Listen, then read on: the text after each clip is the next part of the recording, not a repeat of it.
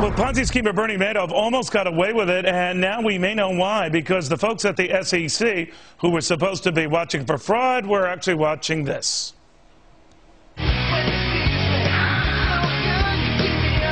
Any questions? Yeah, lots of them, like porn. Why were so many of them watching porn? According to a memo obtained by Fox, some senior staffers at the SEC spent more time looking at pornography than fighting crime. One guy in excess of 8 hours a day, and he was a top attorney, reportedly visiting websites with names like naughty.com, YouPorn, and Skankwire. All right. With us now, the guy who uncovered all of this, so to speak, the SEC Inspector General, David Kotz. David, I mean, this builds on earlier fears that this was just something limited to lower-ranking officials, but it went up the food chain. Do we know how many were actually involved? Yeah, well, we found instances, as we said in our summary, of 33. I know of 31, particularly since I joined the SEC as the Inspector General in the past 2.5 years. So 31 instances in the last 2.5 years. And all right, yes, so when you say last 2.5 years, I'm sorry, David, through the last 2.5 years? Yeah, so since about December 2007, we've issued 31 reports, and some of them were senior officials. Now that's what makes this somewhat different than prior reports, because people in a senior position, as we're looking at this, were the ones I would think were on top of this. But in fact, they were on top of something very different. Now, how prevalent was this? Well, I mean, there were only those cases that we found, so I certainly wouldn't say that it was, throughout the commission. The concern we had was not so much with the number, which was only, 31, 33 individuals, but with the severity of those instances and the egregiousness of those instances. Well, do we know whether the people involved were fired?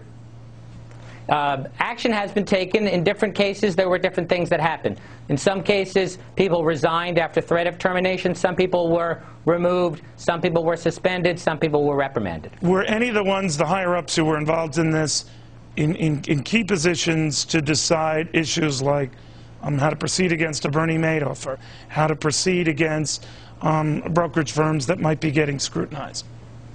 Well, we did not find any cases where anyone who was involved in either the examinations or investigations of Madoff or Alan Stanford also viewed pornography. But some of them were senior officials, enforcement officials who were involved in cases that should have been brought, cases that should have been worked on, rather than having folks sit there and, as you said, spend several hours a day looking at pornography. We did get a statement from the SEC, David, to this effect. Each of the offending employees has been disciplined or is in the process, you just said, by the way, of being disciplined. Some have already been suspended or dismissed. We will not tolerate the transgressions of the very few who bring discredit to their thousands of hardworking colleagues. So is it under your belief that this kind of stuff has now stopped?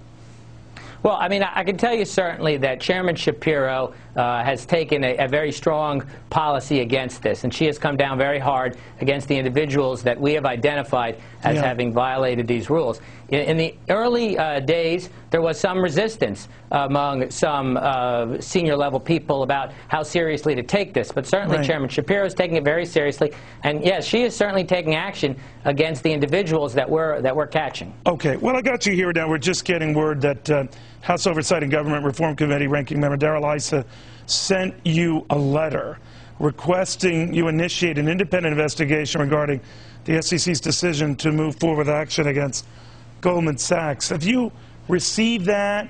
You want to comment on that? Yeah, I have received a letter, and yeah, we do intend to conduct an investigation at the request of Congressman Issa. And the issue here is the timing of the release of that news, right? Right. Is it a problem if people were given a heads up on the release of that information? The SEC disavows that, says that was not the case. But is there anything wrong if that were the case? Well, I mean, we have to look at all the facts and try to figure out what exactly happened. We need to understand what led to the decision to announce or bring the case on that day, to see if there was any undue influence involved. And so we'll look very carefully to investigate that and see what we determine. All right. David Kotz, SEC Inspector General. Always good seeing you. Thank you very much.